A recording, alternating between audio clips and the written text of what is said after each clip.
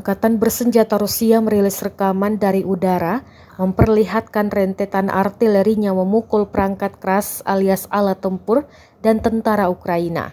Rekamannya beredar di Telegram pada Sabtu 7 September 2024. Dalam keterangan unggahan disebutkan, ini adalah rentetan serangan artileri kelompok pasukan Seva Rusia saat menyerang perangkat keras dan tenaga Ukraina yang bersembunyi di hutan di wilayah perbatasan Kursk. Sebelumnya, pengawasan udara mendeteksi sekelompok tenaga kerja dan perangkat keras militer Ukraina yang disembunyikan di hutan.